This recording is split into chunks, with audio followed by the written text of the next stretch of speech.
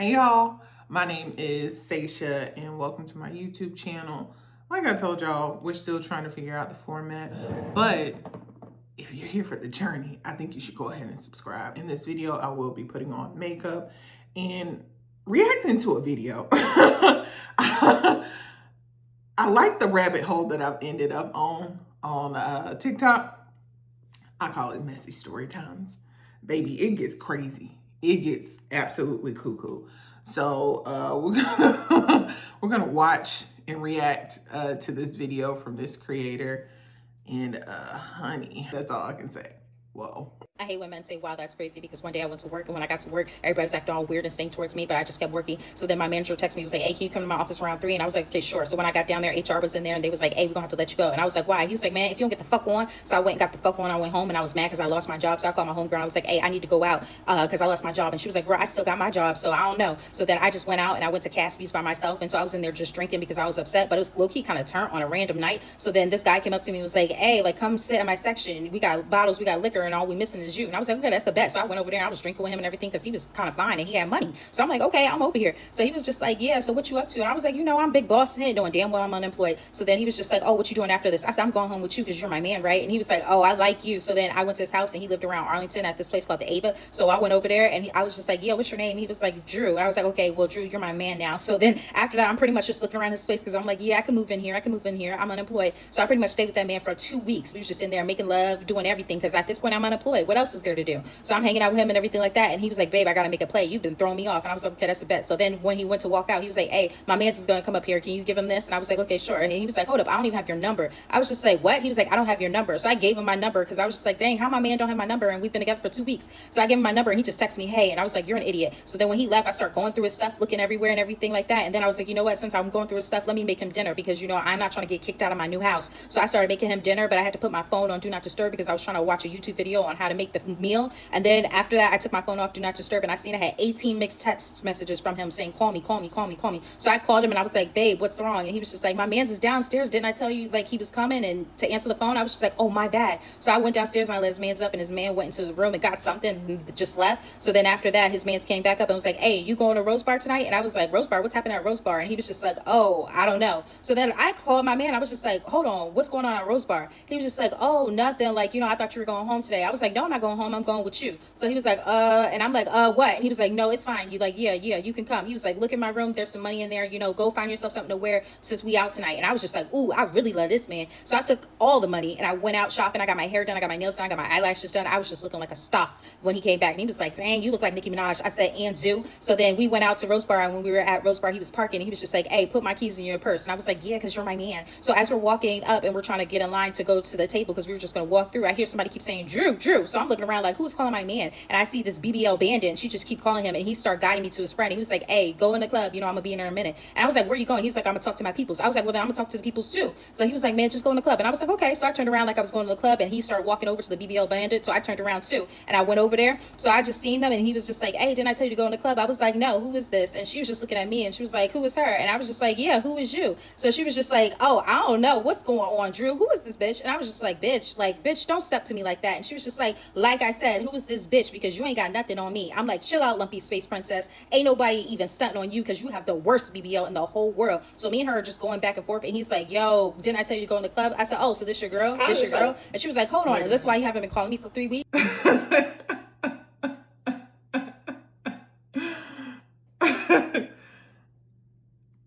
If you don't know what Lumpy Space Princess looks like, this is what she looks like. Okay, the story will continue. Let's pick up where we left off. I was just like, what? Did I just lose my play? I just lost my nigga to a BBL botch bandit. So I was just like, you know what? That's how you gonna act. That's how you gonna act. And I started walking and I'm thinking he's gonna follow me. So as I'm walking down from Rose Bar, I turn around. This man is nowhere behind me. So I was like, damn, she done stole my nigga. So I just started walking. I was so mad, talking to myself, yelling at myself because I was just so pissed. I'm walking so much. I realized I'm at the motherfucking North Farragut West Metro Station. So then a homeless man must have thought I was with him. So he came up to me just talking and rambling too. So we're just talking it up. And he was like, hey, let's go get some cigarettes. And I was like, okay, that's a bet. He was like, hey, do you have any money? You can spare $1. $2. So I look at my purse and I realize I got this man's keys. And I was like, hey, I gotta go. I gave this homeless man the money and I started running uphill back to Rose Bar looking for this man's car. And it was still there. So when I went over there, I started ordering my Uber and then I started scratching this man's car, just scratching it up, scratching up, scratching up, scratching up. And then I ran in front of the Chick-fil-A and I threw his keys in the sewer. And then I hopped in the Uber. So then I'm just on live on Instagram because I'm so mad I gotta tell the world. So then my coworkers were like, hey, are you coming out? I was like, why am I coming out? They were like, Arena Tyler's son is having a little party. They're having a birthday party for him at Assets. Aren't you coming? And I was just like, oh yeah, I do need an alibi that I didn't scratch this man's car up, allegedly. So then I went ahead and I went home and I got dressed to go to the Assets. And then when I got up in Assets, we were just partying it up. So I just kept filming it because I was just like, yeah, let me post this on my story just in case he checked. So then I'm posting on my story and everything like that. So then after that, I seen this guy named Corey and he was just like, yeah, you're fine. Like, and so I started taking videos with him to make my man jealous. So then after that, I get Corey number. And then after I left the club, so then Corey started hitting me up and he was just like, hey, I'm trying to go wherever you're going. And at this point, I'm unemployed. So I was like, you know what? 2 for 1. I need a new man. So then me and Corey came over and then we started doing it and everything like that. So then my man Drew was just hit me up. He's just like, yo, where's my keys? Where are you? And I'm just not answering it because I'm doing it with Corey now. And so then at this point, I'm like, hey, record it. I want to be on camera. So then after that, me and Corey just recorded it and we're just going up. So then after that, I sent it to Drew because I want him to know that I can get a new nigga in 2 days. So then after that, he was just like, yo, I'm headed to your house. I'm about to slap the shit out of you. So I'm like, oh, not domestic violence. So then after he headed to my house, I start calling the police. But you know how DC police is. They take forever to get to your house. So then he's already downstairs and he's yelling. He's like, yo, come open this door or I'm going to punch you in your face. Come open this door. I'm going to punch you in your face. So then I come downstairs and I'm all shy and I'm like, baby, like, what's wrong, daddy? Am I your baby? And he was like, hey, don't play with me, all that shit. Like, what's going on? But then the police pulled up. So then when they pulled up, I was just like acting and I was just started crying. Like, I didn't know him. And I was like, get this man away from me. Like, he just keeps screaming outside my apartment. And they were like, what? I said, I don't even know him. And he was like, yo, get out of here. Like, she knows me. I was like, I really don't know him. So then I pulled up my phone and I was just like, see, this is his number. And I just showed him texting me 18 times saying, call me. And they were like, yeah, this is kind of weird. I was like, yeah, I don't know him. I want him to leave me alone. And he just turned around. He was like, really? Wow, that's crazy. And that's why I don't like men that say that.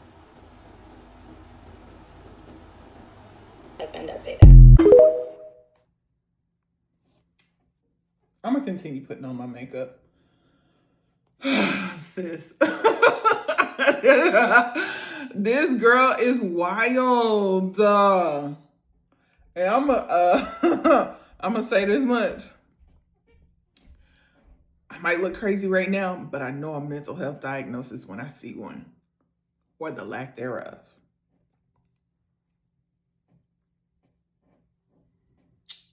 Sis, we got to get you checked out. We really got to get you checked out because what?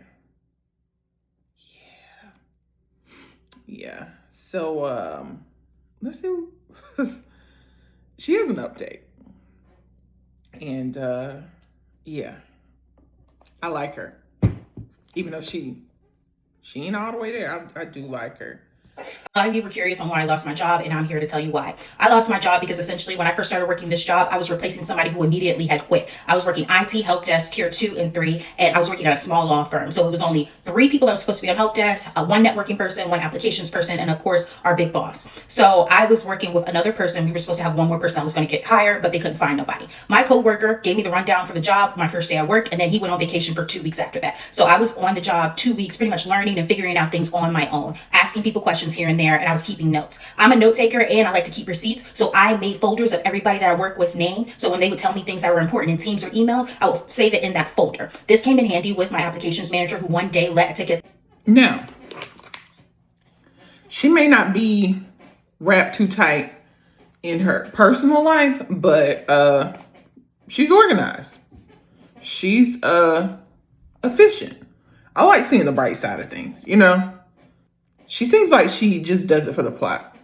I'm trying to become more like that, not in a crazy way because I'm grown now. Like, it's just some stuff I can't do because I'm grown and I have a job that I want to keep in a career, in an industry that I enjoy being in, that pays pretty well.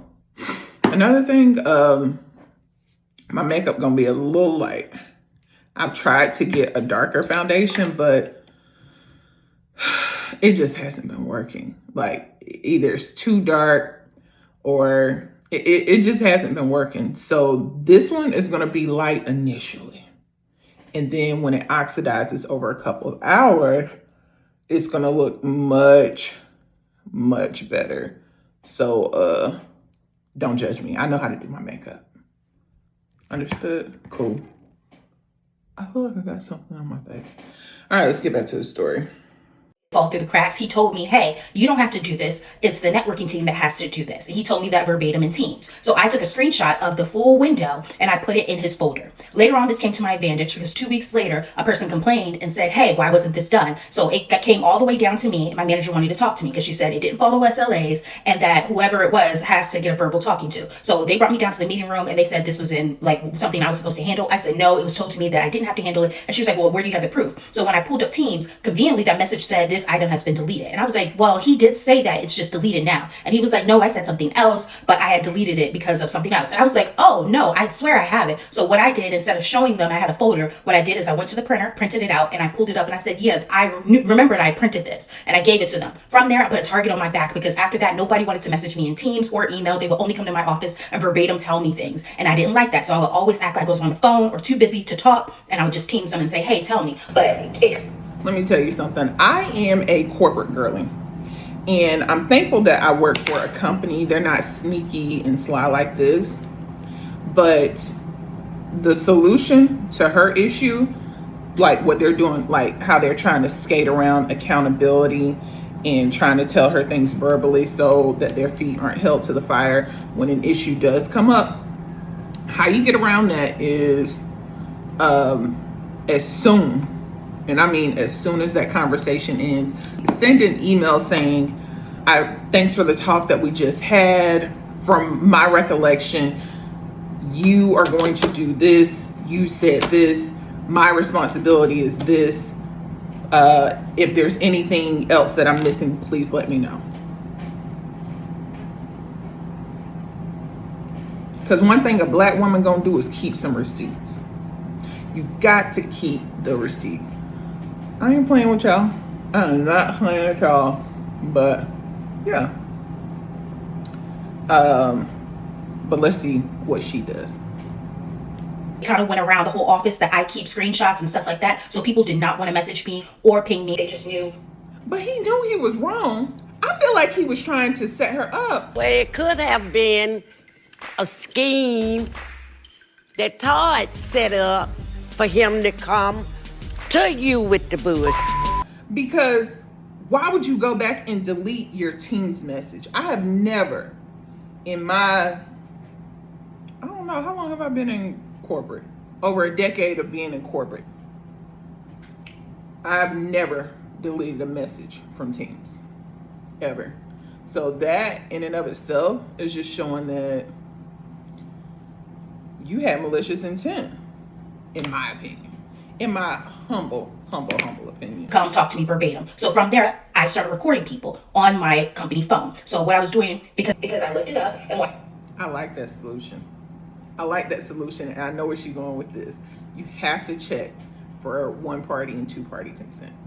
In Washington, D.C., you can record a conversation as long as you and that person have the conversation. So when people would stop in my office and say things, I started recording them. I would just press record and start recording them and having the conversation. This, again, put another target on my back because one lady decided to start being aggressive towards me in my office and say things, I started recording them. I would just press record and start recording them and having the conversation. This, again, put another target on my back because one lady decided to start being aggressive towards me. She was wondering why her meeting wasn't set up. I said, it was set up, but unfortunately I had to go set up another meeting and you got locked out here. And the password is just your password. She didn't know that, all you need to do is log into Teams with your password and you're able to start that Teams meeting. She didn't know that because she was 80 years old. From there, she wanted to argue with me, but I stayed extremely quiet. And so she asked a condescending question. And for me, I'm just being quiet. So I just said, I apologize. Is there anything else I can help you with? She thought that, took it as an attitude. Mind you, I'm recording the whole conversation. She took it to my big boss. The big boss came down, sent me an email saying, people don't want to work with you because you have an attitude. So we're going to have a sit down conversation. I said, well, can you give me an example of these people that do not want to work with me? It's just so I know. So then she named that lady. And I was like, well, can you point me in what direction I had an attitude? And I added HR, I added my manager, and I added that video. And so after that, quiet, crickets. So then this happened on a Friday. I noticed on a Saturday, all my tickets were out my queue. That's when I realized they're going to fire me on Monday. So what I did is I went to the EEOC and I told them, hey, I feel like I'm working in a hostile work environment because of the fact that she said I had an attitude and people always try to label black women as an attitude when they're not in the wrong. Boom, that went to the EEOC. They could not fire me. Boom, they turned around, ended up firing my big boss. But then they replaced my big boss with a man of color, a black man. And that's when I knew I'm getting fired because of the fact that it can't look racial if a black.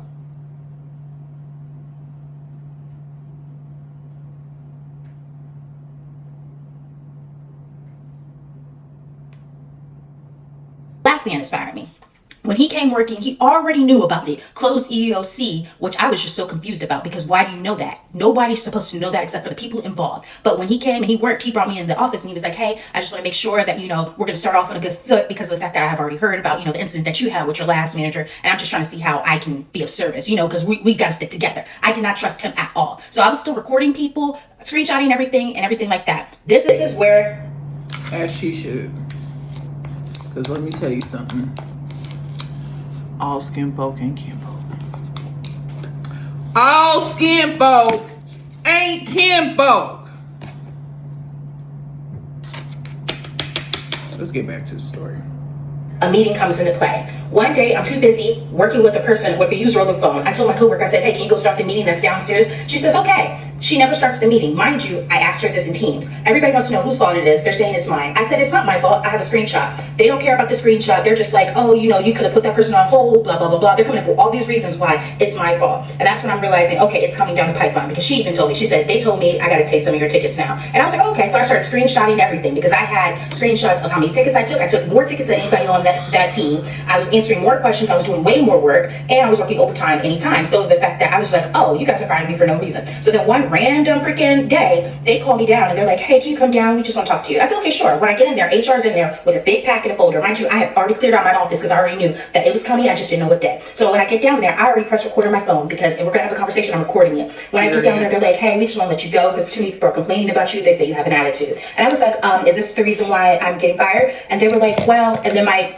boss, who, mind you, he had just started like 2 weeks ago, he said, hold on, before we answer that, are you recording right now? I said, yes, I am. He said, well, I do not consent to being recorded. I said, so am I? He said, and that's why you're being fired. I said, I'm being fired because I'm recording. He said, no. I said, then what is it? Why am I being fired? And he was like, I do not consent to being recorded. I said, okay, well then they gave me my last paycheck, and then they wanted to give me a severance of just another 2 weeks pay. But since I already had all the proof, because I emailed it to my personal, I decided to go ahead, take the severance package that they gave me, and I put it into ChatGPT, and I said, with this information I'm showing you, and I sent them all the proof I had, I said, what should I ask for? And ChatGPT was able to map out everything that I should ask for, because of the fact that they were purposely making a hostile work environment. Now, it took a few weeks of us going back and forth, and ChatGPT was my lawyer in this time, because of the fact that they got their lawyer to go back and forth, and they were like, hey, we could either, take it to court. I wanted to handle it very quickly because of the fact that I was going to a new job. I had found a new job. So basically I said, hey, what I want you guys to do is I don't want you guys to speak on this, speak on me, or say the reason why I was let go. Nobody is going to contest my unemployment, and I would like a larger sum, because this is what it says, how long it takes to find a new job. And so I got a large amount of money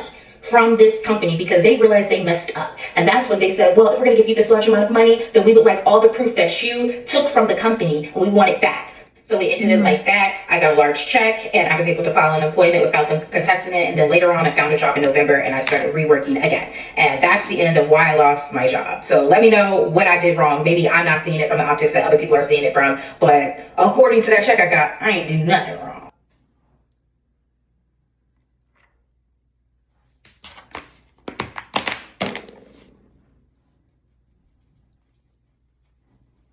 Let me tell you something.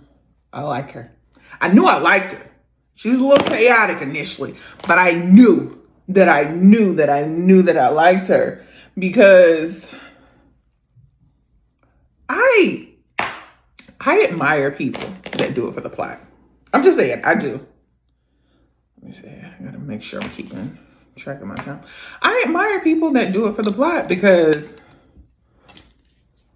I'm not that type of person. Like, every blue moon, if it's safe, I have to assess the risk. You know what I mean? Oh, I know I look crazy, but let's trust the process. Whew, I might have sprayed a little too much. Yeah, I did. I definitely did. So I'm gonna take. Dang, my hair wet. Jeez. But I have to do this because, like I said, my makeup gonna look a little light, but it's been looking like extra light, and I'm like, Morticia, is that you? And I'm not trying to give that. Even long black weave like Morticia. Morticia is fine. This is super fine. But that's not what I'm trying to give. Especially, we haven't even made it to winter. We're barely in fall. But I like her. And there's so much that we can learn from her. One, keep a paper trail. You got to keep a paper trail. because they tried to play her. And she's absolutely right. Nobody should know about her EEOC claim. Like, what? Had to put my mold back on there. Beauty mark, whatever y'all call it. And the fact that they brought black men in there to be her boss, oh, they was slick with it. They tried to be slick with it, but let me show you. I'm a can of oil. Okay? And she showed them. I'm proud of sis. I am extremely proud. I am so glad that I reviewed this video because I thought it was going to be crazy. But I got a couple coworkers that outside of work, I know they ain't wrapped too tight. But when they're in the workplace, they always handling biz naive. And I love that for them. I absolutely love that for them. But let me finish up my makeup, find my earring, and we'll see how everything turns out.